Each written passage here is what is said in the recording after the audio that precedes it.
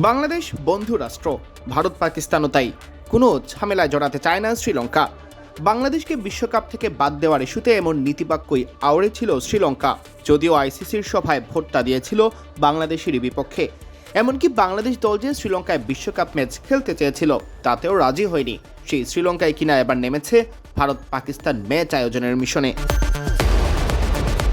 অবশ্য সেই মিশনে নামলেই তো আর হয় না, বিশেষ করে যখন খোদ পাকিস্তানি বলে দিয়েছে ভারতের বিপক্ষে তারা মাঠে নামবে না। বাংলাদেশের সাথে আইসিসির অযাচিত আচরণের প্রতিবাদ আর ভারতের আধিপত্যবাদের প্রতিবাদে পাকিস্তান নিয়েছে এই কঠোর সিদ্ধান্ত। আর তাতে মাথায় হাত আইসিসির। বিসিসিআইও পড়েছে সংকটে। সংকটটা শ্রীলঙ্কারও।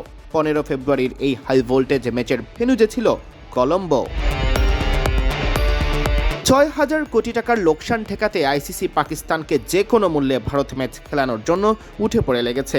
আর তাতে মুখ্য ভূমিকা পালনের দায়িত্বটা পড়েছে শ্রীলঙ্কান বোর্ডের কাঁধে। ঝামেলায় জড়াতে চায় না দাবি করা শ্রীলঙ্কা গেল বৃহস্পতিবার পাকিস্তান ক্রিকেট বোর্ডকে তাদের সিদ্ধান্ত পুনর্বিবেচনার আহ্বান জানিয়েছে।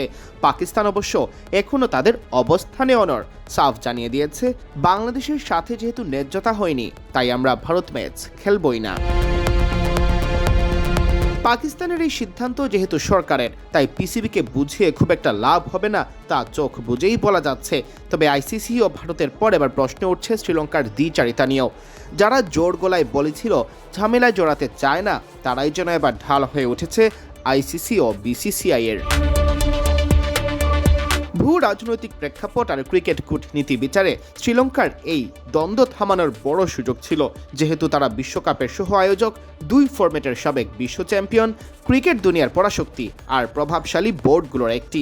তবে আগুন নেভানোর যে সুযোগ লঙ্কানরা করল হাত ছাড়া, তার তপ্ত আজ হয়তো এবার নিজেরাই টের পাওয়া শুরু করেছে।